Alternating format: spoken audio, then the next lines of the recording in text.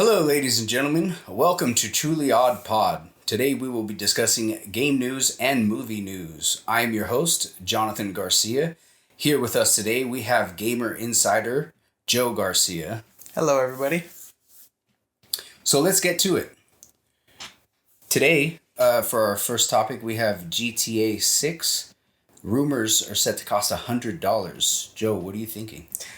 Well, honestly, I think it's been a long time since games have cost $70. Mostly the new generations that have come out, as far as from PlayStation 2 to PlayStation 3, we had the price point jump from 50 to 60, and now we're at 60 to 70 with the PS4 integration, and now we're on PS5. Moving into PS6 in about another 3-4 years. So it's time for the price point to jump up again, possibly to 80. I don't know why $100, but I think that's a ridiculous price. I really feel that the price should not be jumping that much. If anything, it should be going to 80, if at all. But studios need to make more money. So how do they do that? And a lot of times, usually that's with microtransactions, like they do with Marvel Rivals and other games like that. So I don't know. This is not looking too good for gamers. If the game comes out at $100 and people buy it and it breaks records, expect a lot more games to come out costing $100. Do you think this game is going to have microtransactions in it? It's hard to say. I know it might have DLC. I mean, they've basically milked GTA 5. This GTA 5 came out when the PS3 was out. So it had the whole generation for PS4, and now it's on PS5 itself. So they find ways to milk these things with maybe not microtransaction, but online play DLC and things like that. So Do you think this game's going to possibly be big enough to where people can invest money in it and then possibly get their money back with like skins and like limited edition things like that? No, it's not like World of Warcraft where you can, farm for certain items and sell them to other players. I don't think GTA is a game like that. I don't know if this one's going to be like that. But yeah, I don't think it's an investment type of game, at least not that what I'm seeing so far as gameplay is concerned. But you never know. Gamers find a way to make money off certain things. So, selling profiles, online profiles, and things like that is a thing in the industry. So, who knows? What is your expected outcome of the game? I mean, because GTA 6 is going to be the first one where you can really play as a female, and then it's like a love duo type thing. Oh, I think the game's going to be phenomenal. I really do think it's going to be a great game. So I'm hoping that it has a release date this year and doesn't get pushed again. But as far as this price point, I feel like a lot of gamers are going to be priced out at $100, because usually $100 is the special editions or the extra add-ons, having the first season pass or something like that. So if the base game is $100, then the season pass would probably be maybe $140, $150, and then the special edition we're looking at $200, $250, depending on what comes with it. So this is going to be ridiculous depending on how it comes to fruition. Is GTA 6 going to have special editions or any add-ons, you think, like that? Most games do. They have special editions and add-ons and stuff like that. Every game has it. So this will definitely have it. But I just hope that they don't do the $100 price point, because every game after that's going to have a $100 price point. And so people are going to get priced out of games at some point. What is your threshold, before you wouldn't pay this much for a game? I wouldn't go past 80 for a base game. I think it's the $10 price point will happen eventually. We went from 50, 60, 70 now. I think it's time to go to 80 at some point. I'm thinking 80 should be when PS6 comes out personally. But that's my base price point for the base of the game. Okay. All right. Now we have Warner Brothers Games president David Haddad is leaving after 12 years of service. What do you think that's going to be like? I mean, Well, I think he's leaving because they had a failure with the Suicide Squad game. I think we read on the Game Rant article that after its massive failure and losing a lot of money for the studio, that David Zaslav. Okay, let me start over. So David Zaslav took over Warner Brothers. That included the filming and the video game aspect of the company. Previously, it was owned by Verizon. Now it's owned by Discovery. So now that they've taken over, they have more of a higher standard because Verizon was pushing Warner Brothers into the dirt basically with the funding and stuff like that. They were losing hemorrhaging money. So now that David Zaslav is the CEO of the entire company has taken over, he has more of a higher standard. So for the past 12 years, David hasn't done the best job. I think the best, most successful game that they've released in the 12 years that he's been out have been maybe a couple Batman games and Hogwarts Legacy. But they have the Gotham game that came out with the Robins and the Bat Family, and then Suicide Squad, which didn't do well. So they're losing money, so they need to bring someone in that could do a better job. You know, the buck stops with him, and he's the one that signed off on these creative decisions. Yeah. And so do you think that we're losing, somebody good, or do you think a good riddance? I think that he didn't really get a fair shot. I think I can only really name 2 games that came out that were really bad under his leadership. I have to look at a list of other games, but maybe he has more. But I think, after 12 years of service, maybe he's done. I don't think this is necessarily them kicking him out. I just think it's them. He don't want to deal with the process. Why deal with it? You've done 12 years of service. You shouldn't be talked down to. I'm sure he's just tired of the bullshit. Or maybe he's looking to retire. Who knows? But whoever they do bring in has to really know what they're doing. And I think that their main focus should be on the Hogwarts Legacy 2 game, whatever that's going to be.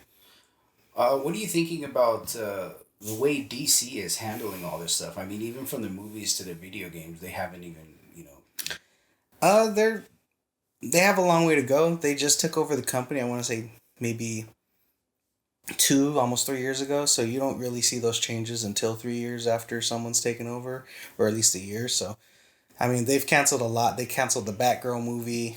I'm not sure what games they've canceled, but I'm sure that they've done some cancellations. I know they're stopping support of that Suicide Squad game. So it all depends. What do you think DC's next moves, I guess, should be to catch up to what Marvel's doing? That's movie related. We're focused on games right now, so we could talk about that later. Well, I mean, same thing with the gaming, though, right? Marvel's games technically are doing way better than DC's games. Well, if we're comparing Marvel Rivals to the Suicide Squad game, yeah, because Marvel Rivals is a free-to-play game with a lot of microtransactions, where the Suicide game was you have to buy it and there's microtransactions. So, as far as that's concerned, yeah. Other Marvel games, the Spider-Man games, that's more Sony than it is Marvel. Actually, I don't know that. Maybe Marvel still owns the rights to the Spider-Man games. I'm not sure, but it might be Sony owned. Okay. All right. Next, we have Doom: The Dark Ages gameplay overview. You got a chance to look at the gameplay overview? Yeah, I just watched that video. I think it was like a 15-minute video. Wow, the game looks awesome in my opinion. I'm really loving the way that it's like. What do you think of the footage we saw or the overview? I kind of have a little bit of biased opinion, honestly, because I don't like first person shooters. I've never really been attracted to them, and I mean Doom started off as a first person. I remember playing Doom, as a kid, and I actually really loved Doom. For the first couple times I played it, but then again, that's from memories from the old PlayStation and stuff. So gameplay, what I saw now, I don't like it. It looks blocky to me. It looks like you're still going to be kind of sitting there, just like in this little circle. The way you have to move around and the functions are when you hit the characters, a big old purple thing kind of lights up around them. I'm guessing that's probably their health bar. No, it's just. I think it's just that big ass purple circle that pops up when they're damaged is just indication to the player that they can be finished off by clicking a button. Okay, well, still, for me anyway, it didn't look like it was gonna be that fun. Even when you're in the big giant character guy, it still seems small because it's first person to me. Like I have to if I want to look at somebody to the left quickly, I better back up instead of being able to see them to the left or to the right of me, so it just doesn't look fun to play. So your biggest problem is just the first person aspect of it. I guess so. Because the graphics looked great. The what the outlay of the levels kind of looked a little Layout. The layout of the levels kind of looked a little. I don't know. We'll see though. They said you could free roam in it and do a whole bunch of stuff. Well, but they it said still more. looked They small. said it's more of a sandbox. I think it's more similar to. It looked like like it felt like a sandbox when I was doing it. Just like you're limited to this and that's it. But I mean, Well, I think it's gonna a be. killer. I think it's gonna be like God of War, how it's semi-open world, semi-not, where there's puzzles throughout the map that you're playing on, and then once you leave that area, you might be going to another map. So I don't think it's gonna be an open world game necessarily. What do you think about the new shield that they have? I love it. I think that fucking shield's awesome. Yeah. The chainsaw shield. I think that's gonna be a big fun aspect of the game, because the big thing of the other games was the chainsaw. Yeah. So now that you have it on your shield, you're gonna have it with you at all times. I love it when you throw it and it sticks onto a character and it continues to saw at them. That looks like it's gonna be a really fun game for me. I think the only gameplay aspect that you'll enjoy is riding the dragon, because that seemed to be third person. Yeah, riding the dragon. I was gonna say that looks like the funnest part of the game is being able to ride the dragon and do all that stuff. But other than that, I just feel like the game's gonna get boring really quickly. For me, anyway, when I was looking at it, like I could only take so many levels of the same stuff. Well, my problem with the Doom games in general is the repetitiveness of the fighting. That's That's what I'm saying. it's always the same, so it does get quite repetitive. Yeah. But seeing this gameplay, seeing the way it's looking, made me want to go back and play the other Doom games. I only played the first Doom. I didn't play. What's the other one? Doom Annihilation. I played the 2016 one. Yeah. I didn't play the one after. I forget what it's called. But yeah, I didn't play that one. So I'm thinking of going back, playing the 2016 one, and then playing the newer one before this one comes out. Yeah. Speaking of, they do have a release date. I think it was announced that it's May 15th. May 15th. I doubt it'll get pushed, but I'm hoping it sticks with that date. Yeah, that'll be cool. And then it's also a prequel to the previous one that came out, so it's gonna end right off leading into the one that came out before. Are you excited for that? Yeah, I'm gonna be honest with you. I don't remember the story of the 2016 one.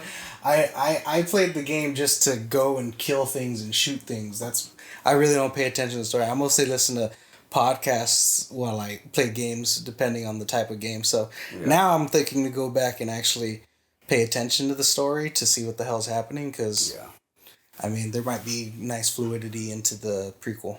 I was gonna say that too with the Doom games. Like, I would almost have to watch a YouTube video from front to back to see if they even have a linear story going on, because it's just like murder. I just run and gun, really. I don't really pay attention to the linear story. And you know what's funny? Every time you say Doom, I'm thinking you're saying Dune. Oh. So it's throwing me off for a second. I was like, that Dune game, man, doesn't look very good. But yeah, Doom. Another thing that they've shown us is the the collector's edition. What do you think of this? Let me show you this picture. So yeah, what are you thinking of this? How's this looking for you? Like I said, lackluster. You know, I mean, that's cool that I'm gonna be able to I guess order that and buy the character. But while I'm playing the game, I don't get to see any of that character. Oh, so it's lackluster for you because in game you don't get to see Doom Guy, but you get to see the statue. Yeah, for the you know what I mean. collector's edition. I get to watch what I could look at. You know, and I mean, what else is it coming with a key card replica, and then the 12-inch Doom Slayer statue. So I mean. Cool skins and then some dragon stuff as well. I don't know. Like I said, I'm not really excited for this game. I don't even. I might even wait till it comes out on Xbox for free to play. You know. Yeah, you know the one that I get always confused about with these releases when they give you early access. Like I think this one says 2 days early access. Yeah. I'm like, you expect me to pay extra $250 for a statue in 2 days? Like, the 2 day early access don't matter. Give me the fucking statue. Yeah. I think the statue looks awesome. If there would be a collector's edition, I'd like to buy for sure, just to have that cool looking Doom Guy. Yeah. You wouldn't. It doesn't bother you at all that the statue is not doesn't move at all. It doesn't have any. Oh, you want it to be an action figure? Yeah, no, I don't see why they wouldn't. Because at least you get to play with it at that point. No, I have the God of War collection statue, so I enjoy just having statues to look at. I'm not big on action figures anymore. Yeah. Okay, I see that. I guess. I mean, it would be cool to move them around and set them up in different poses and such, but. I guess that's with me, because you'll definitely catch me if it was articulating. You'll catch me running him off the ledge right here, trying to throw his shield and just fighting with him. I think it almost might be more fun to play with the character as a toy than it would be in the game, because I get to use my imagination and going with stuff. But that's another story. I personally think that the Steelbook's a bit lackluster. Yeah, it's just a black case with a red circle. Not really. Not really that into that one, honestly. Are you excited for any of the guns that you saw? Or did you any things that you get to use right there? Honestly, the guns didn't really look all that cool to me. I was more interested in the melee aspect and the shield. Okay. Yeah, the guns. I'm sure that there's guns that they haven't shown us. They have to have a BFG, the big fucking gun. They have to have the BFG somewhere in there. Yeah. But I am looking forward to powering that giant mech. So I'm curious how that gameplay would be. Yeah. I was thinking more. I think the best game to do mechs is Titanfall. The seamless transition from being a normal character to going into the Titan and controlling that, I think that's the best I've ever seen. So far with this, it just looks like it's okay as far as the giant mech. But that dragon gameplay, I'm looking forward to riding that dragon. Nice. So it's safe to say you're definitely going to buy the game, but you're definitely not going to buy the action figure and the 12-pack for the I don't think I'm getting the collector's bundle. Maybe, I don't know, that Doom statue is really fucking cool, so I might get it, but no, it's definitely a day one buy. I'm buying it day one, May 15th. I will be playing the game, but I'm not sure about this collector's edition. One more question about the statue. The robe on him on the back, his cape, if you would. Do you think that's going to be real fur, or you think that's going to be toy fur, plastic? Oh, it better be real fur. It better not be plastic. I bet you $1 million that it's plastic. I'll bet you $1 million it's not. It's gonna be like fur-like. I hope so. I hope that you prove me wrong on that one. All right, guys, put in the comments down below what you guys think. Are you looking forward to the Doom, the Dark Ages game? Are you gonna buy the collector's edition? And are you jumping in on this bet? Is it gonna be fur or is it gonna be plastic? All right. Next, we have our movie reviews. We're going for... Movie news, not reviews. Movie news. Next, we're going for our movie news. First up, the Razzies Nominations. Let's see here. For the Razzie Nominations, we have Worst Picture, Borderlands. Before we get there, actually, let me explain to the audience what the Razzies are. If you don't know what the Razzies are, they're basically the worst picture. Where the Oscars are the best pictures of the year, the Razzies are all the worst pictures of the year. It's mostly a joke in Hollywood of, making fun of some of the actors and some of the directors and filmmakers that have made very bad movies throughout the year. So if you haven't heard of the Razzies, that's what they are. Really quickly, going along with that, the Razzies, who's voting on the Razzies? Does that also have to do with the industry? I don't know what their voting system is for the Razzies. I think it's just like a panel of people that own the company, whatever. They just pick the worst movies. Yeah, I don't think that there's actually a voting group like there is for the Academy. Not for open public anyway? No, not that I know of. I very much doubt it. I'm sure they take public opinion into consideration as far as Rotten Tomatoes and stuff, but I'm not sure exactly. Well, I think in that case, then, who gives a fuck about their opinions, because they suck anyway, most of them, no? What, the people from the Razzies? I mean, same thing. Like if you're voting for an Oscar movie, or let's say the Razzie movies, like now you're getting just someone else's opinions. Well, with the Oscars is different. You have thousands of Academy voters voting for what they feel is the best picture as far as art's concerned. Yeah, but they're all in the industry, so they could vote for their friends. Well, that's why I think it's a good voting system for the Oscars, because even though they're some of them may be colleagues. So the way the Oscars voting system works is, let's say me and you are best directors. We're part of the Directors Guild of America. Mm-hmm. Me and you put forward who we feel the best directors are for that year and what films they directed. Now, after we put the nominees forward for the best directors, now the entire Academy branches, everyone in art, everyone actor, everyone in sound, everyone in VFX gets to vote for who they think is the best director. So not directors voting for directors. The only thing directors do is put the nominees forward. So it's thousands and thousands of people voting. Do you think it would be better if you let the actual people who are spending money and watching these movies get to vote on what the best movie was besides the people in the industry? No, because they're not industry professionals. I think that's what. No, people aren't professionals. That's what the MTV Movie Awards are for. It's for users' choice. Yeah, like the people's choice and stuff like that. That's what that's for. Because honestly, most people, what is a random person that watches maybe 1 or 2 movies a year have to do with voting? Most of the people that have go to the movies aren't crazy moviegoers, see thousands of movies and know what it's like to make a movie. They just see maybe 4 or 5 movies a year. And yeah, but do you think a regular sound engineer or a lighting engineer that's on a movie set is also they get to vote? Moviegoer? Well, obviously they get to vote, but do you think they're over here watching 100 movies, too? Yeah, they're part of. So the Academy has. Yeah, but they don't have to vote on every single one. They get to pick and choose what they want to vote to do your due diligence. You have to vote. If you're part of the Academy, that's part of the criteria to be in the Academy. Yeah, but it's only a given choice of what they give you. No. You get to choose every single movie. Yeah, you get to choose the nominees.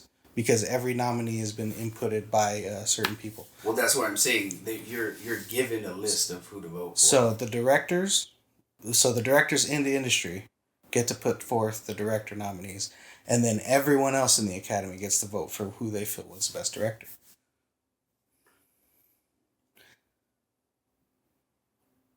Okay, so off to worst picture we are. Yeah, on to the Razzies. On to the Razzies. For worst pictures, we have Borderlands, Joker, Madam Web, Megalopolis, and Reagan. Okay, disclaimer, I haven't seen Reagan or Megalopolis. Okay. But I have seen Joker Flea Do, Madam Web, and what was the other one you said?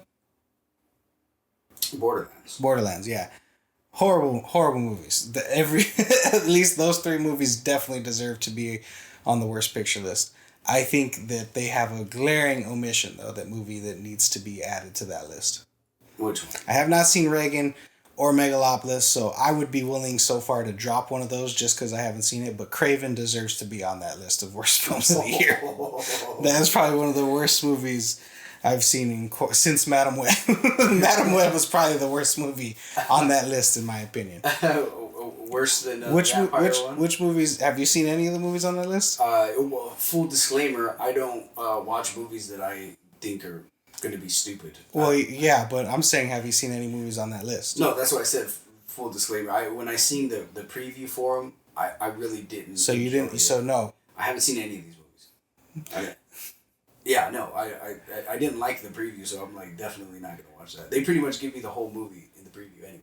Yeah, no, I think for me, if I had to put my vote forward, Madam Web is hands down the worst movie on that list. What makes it the worst? It's horrible acting, everything. Everything is horrible about the movie. The ADR, oh god, what a trash movie. Oh, you know what? I feel like they should have released the Batgirl movie over that movie.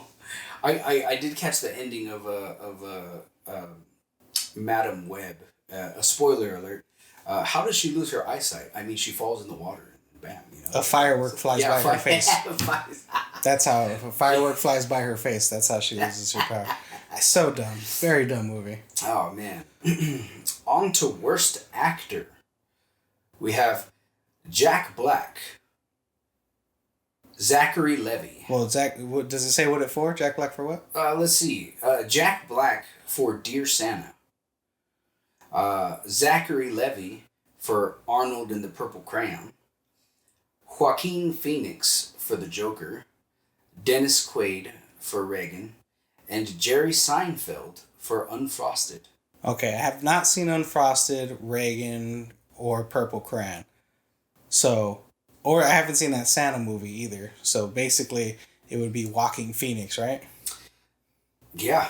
Yeah, I guess so. You know, I don't... How do I say this? I don't blame Walking Phoenix for that. I blame the director.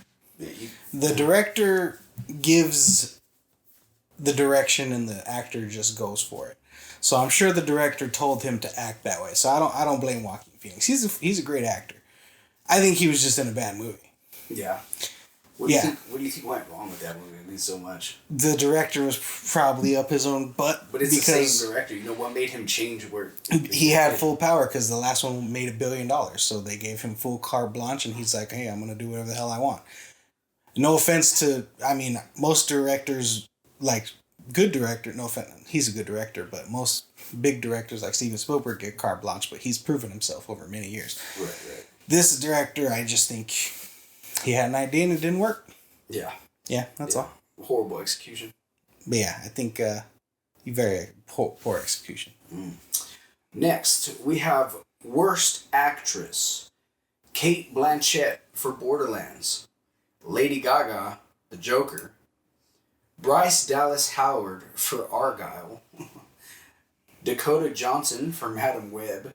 And Jennifer Lopez for Atlas. I have not seen Atlas. I have seen Borderlands. I've seen... I'm sorry, can you repeat those again? I think it was Lady Gaga. I don't think Lady Gaga deserves to be on that list because she was just doing what the director asked. So I don't blame her. But definitely, I think Dakota Johnson deserves to get that for Madam Web. She deserves to win Worst Actress because she was collecting a paycheck that whole movie. She did not try. There's no way she was trying during that film. There's no acting there, huh? No, it was horrible. horrible acting. I think second place would probably go to Cate Blanchett. Again, I don't blame her. Cate Blanchett is one of the best actresses in the world, but she didn't phone it in like the girl from Madam Web. When the girl from Madam Web phoned it in, she was collecting a paycheck. She don't deserve it.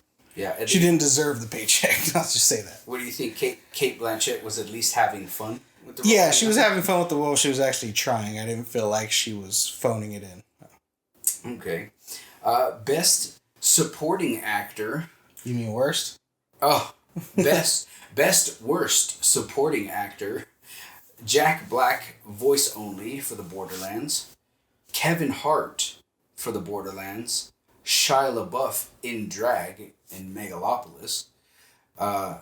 Tar Rahim, Madam Web. Excuse me if I butchered your name, but you also butchered Madam Web, so I don't feel bad. John Voight for Megalopolis. Reagan's Shadow. Or... Wait, are those different movies? It's John Voight for Megalopolis, Rogan, Shadowlands, and Strangers. Oh, he's winning if he's up there for that many different movies. Yeah, if John Voight's up there for all of those movies, I was actually confused looking at this list. Like is he really getting okay? Okay, yeah, no, those are different movies. I thought that was the name of Megalopolis for a second. Jesus. Well, honestly, even though John Voight has so many movies, I think Madam Web needs to sweep. Madam Web just needs to sweep. Yeah, Madam Web needs to sweep because if this, I think the Tahar Rahim guy is the guy that played the bad guy, and oh my god, his ADR was so bad. What was his ADR? I don't know, bro. I don't know. It was just so bad. Whoever's out there who did that, wow. Shame on you. Just know that. Wow. Next, we have Best Worst Supporting Actress. Ariana DeBose for Argyle. And The Craven the Hunter. Leslie Ann Down for as Margaret Thatcher in Reagan. Or Emma Roberts, Madam Web. Amy Schumer for Unfrosted. FKA Twigs and The Crow. I'm guessing those are also movies. Who's FKA Twigs? Do me a favor, look up FKA Twigs, because if that's the girl with the gap in her teeth and The Crow, give it to her, because god damn, she was pretty bad in that movie. I don't mean to be rude. She's a lovely lady. I'm sure she's a good. I think she's a singer, but yeah, I think it should go to her. But I feel bad for Emma Roberts being on this list because she was probably the best part of Madam Web. She was in it very little. She did what she was there to do, be the pregnant woman of Peter Parker. And yeah, so I feel bad that she's on this list. But then again, I do want Madam Web to sweep, so I'll give it to her. But I think the FK Twigs, was that the one? Is she the one with the the with the gap? Yeah, that's her. Yep, she's an English singer, songwriter, and dancer. Yeah, she is her. She was very bad in that Crow movie. Yeah, she loses for me too, or she wins, I guess, for me too, just for having FKA as a name. Next on Best Worst Director, S.J. Clarkson, Madam Web. Give it to her. Don't even read the rest of them. Sweeping. Francis Ford Coppola for Megalopolis. Todd Phillips for Joker. Eli Roth for Borderlands. Or Jerry Seinfeld for Unfrosted. I didn't know Jerry Seinfeld directed Unfrosted. I haven't seen Unfrosted, but I didn't know he was the director of that. Yeah. But yeah, give it to S.J. Clarkson.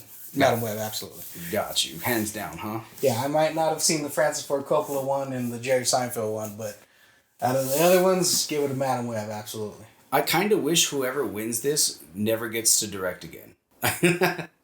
Just a little bit. No, don't. I don't hope it doesn't kill anyone's career. That'd be horrible. Just except for Todd Phillips. Next, we have Screen Combo. Worst Screen Combo. This will go for any two obnoxious characters, but especially Jack Black in Borderlands. Jeez. Next, we have the entire cast of Megalopolis, or Joaquin Phoenix and Lady Gaga for the Joker. Also, we have Dennis Quaid and Penelope Ann Miller for Ronnie and Nancy for Reagan. I think you forgot one. Any two unfunny comical actors in Unfrosted. Oh. Okay. Would you look at that? I didn't even want to name Unfrosted because that was just such an unworthy type of... I guess I'd give it to the Borderlands one. Really? Yeah. I mean, again, most of the other ones I haven't seen. I only got Borderlands and Joker to compare them to, so I would give that to the Borderlands one. All right. Next, we have prequel, remake, ripoff, or sequel. The Crow, Joker, Kraven the Hunter, Mufasa, or Rebel Moon. Ooh, I give that one to The Crow. I've seen all of these ones. Yeah, I've seen all of these ones. I think The Crow, what a horrible remake. Just horrible, absolutely. That bad? Yeah. Is it because it did it? No. It had nothing to do with that actor. Next, we have Worst Screenplay.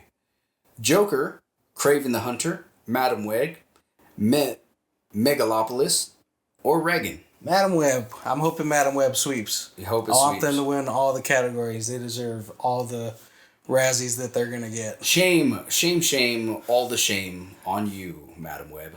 But yeah, I think Madam Web's absolutely the worst film of the year. It should definitely be up there with that all those categories.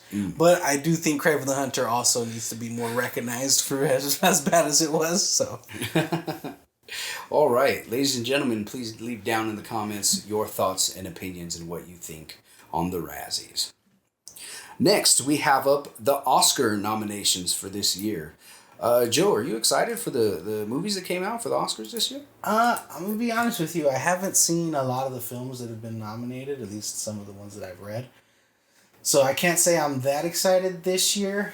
And I feel like, a director got snubbed and, I don't think it's being recognized.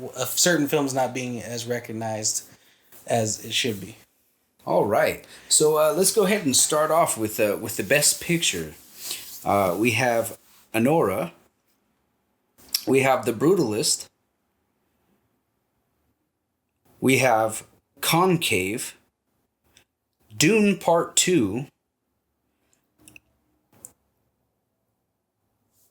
Amelia Perez, I'm Still Here, Nickel Boys, The Substance, and Wicked.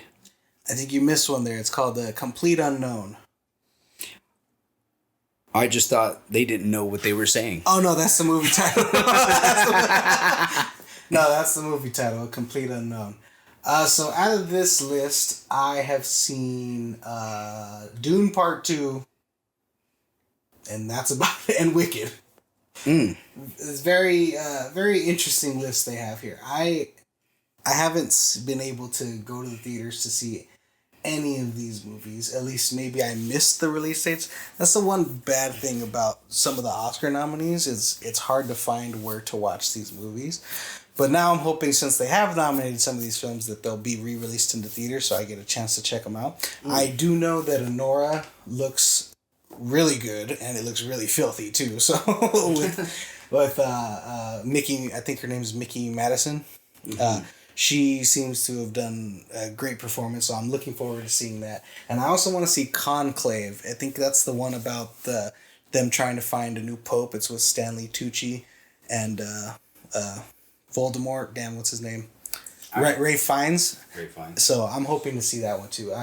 I do think though too the best movie on this list that I have seen, as far as Wicked and Dune Part 2. Dune Part 2 is absolutely taking it. Yeah. Yes. You think it's going to sweep? Dune Part 2, no, I don't think it's going to win Best Picture. I just think it's up there because, I think it's probably one of the best movies that's come out in the last couple of years. Yeah. What I think is going to win, judging from what I've heard so far, I think The Brutalist might take it. The Brutalist might take it. Yeah, I've heard many good things about that movie. It's looking like it would be there. I think The Brutalist might take it, but what I think should win... Until I see every movie, I can't really say, but I would go with Dune Part 2 at the moment. I do know I'll watch anything with the Tooch in it. Oh, yeah, Stanley Tucci? Absolutely. Yeah. He's a great actor. Yeah, for sure. Next, we have directing. Jakaras Allard for Amelia Perez. Sean Baker for Anora. Or Baker, sorry. Sean Baker for Anora. Was Sean Baker the actor? No, Sean Baker's the director. No, I know, but that's the actor. He's an actor, right? Is he? Let me look him up. Go ahead, keep reading. Yeah.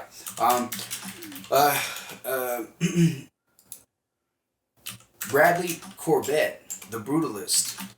Caroline Fargrate, The Substance. James Mangold, A Complete Unknown. Yeah, no, he's a writer, producer, director. He's not an actor. Okay, got you. Okay, so out of this list, again, I've seen none of these movies, so I really can't say if they deserve to win or not. From what I've heard, The Brutalist might be the one sweeping this year. But from what I've seen of Anora, wow. I feel like that was wonderfully directed. So I personally think, though, that Denis Villeneuve, the director of Dune, is missing from this list. Yeah, I mean, I don't know which director I would knock off because I haven't seen their films, all of them.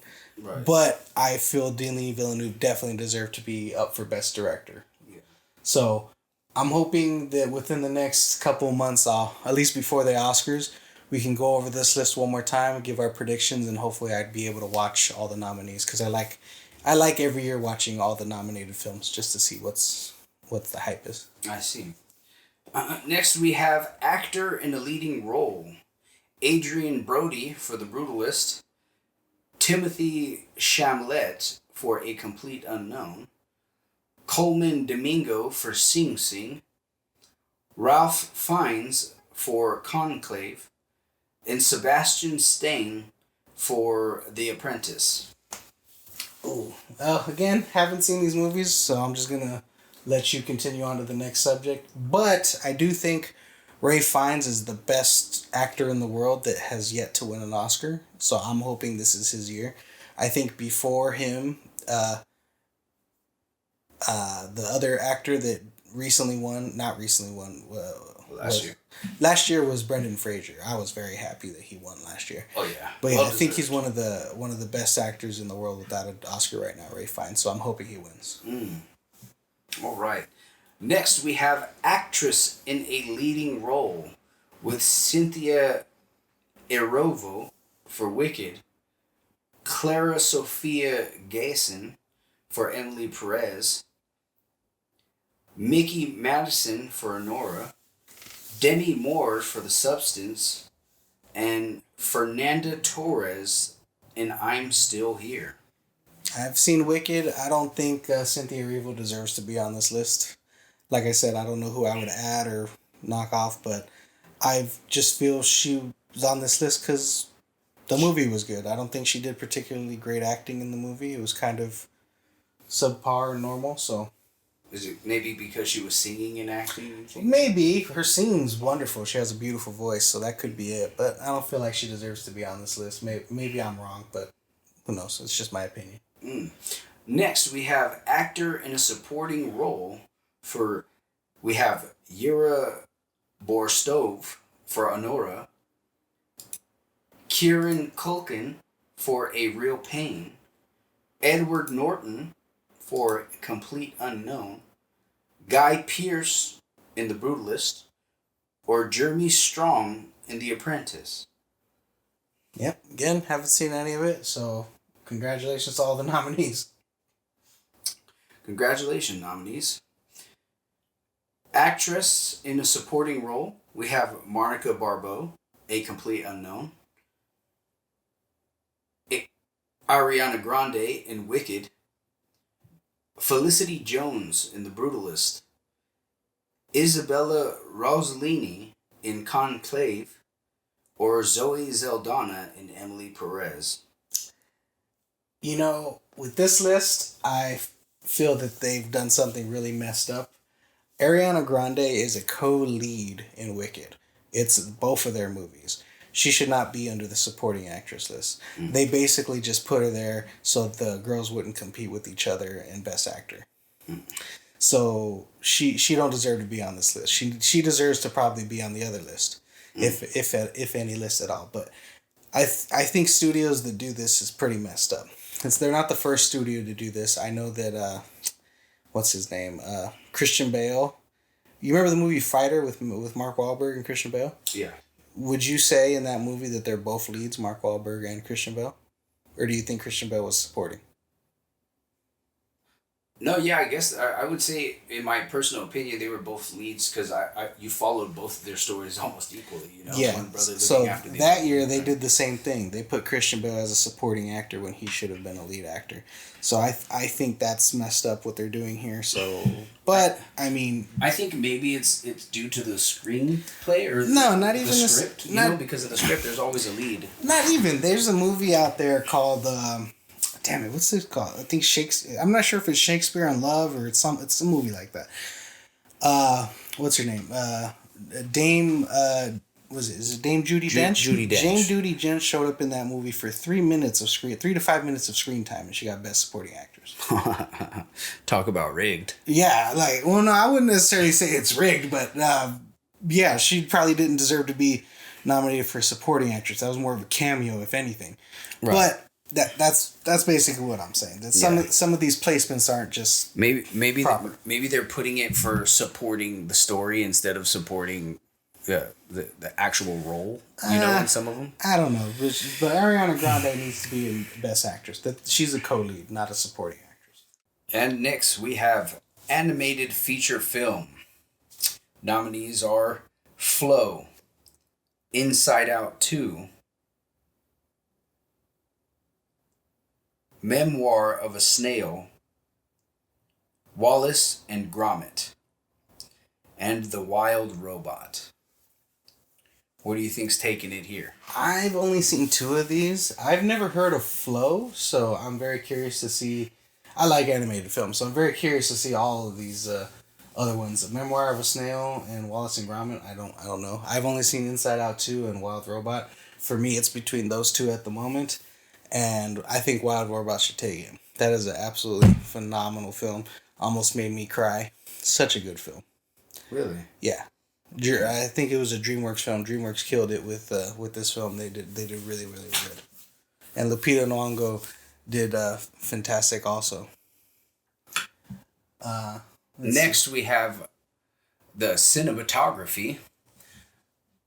Nominees are The Brutalist, Dune Part 2, Emilia Perez, Maria, and Nosferatu. Nosferatu, I haven't seen the movie again. Got a lot of movies to catch up on. However, just from the trailers, the cinematography looks fucking spectacular. I don't know if you've seen the trailers for Nosferatu. Yeah. But the cinematography looks wicked good. Yeah. But I think Dune 2 needs to take it. Dune 2 cinematography is just outstanding. Yeah. I don't know if the cinematographer won for Dune Part 1, but man, like what shots, what crazy visuals that they have in that movie. So yeah. I think absolutely that Dune 2 needs to take it. And I can't wait to see all these nominated films so I can, better understand why they were nominated and stuff. Yeah. I know Dune Part 1 was pretty cool. I was surprised that Dune Part 2 was actually more fun to watch. And that's because Dune Part 1's all set up. Dune Part 2, you get straight into the action almost. So it's perfect. I just didn't expect it to be so fun. I guess. It was good. Next, we have visual effects. Nominees are Alien, Romulus, Better Man, Dune Part 2, and Kingdom of the Planet of the Apes. Also, we have Wicked as a nominee. Joe, what do you think's taking? Luckily, I've seen all of these except for Better Man, so I can have a better choice. And honestly, as far as visual effects are concerned, it's hard to pick between Kingdom of the Planet of the Apes and Dune Part 2. Really? Well, Kingdom is. So Dune Part 2 just looks good. The sandworm, everything looks phenomenal in that movie. All the visual effects are awesome. But what Kingdom of the Planet of the Apes was able to do, like, it just, with all the apes look realistic, the acting was great, the visual effects all around just outstanding. Yeah.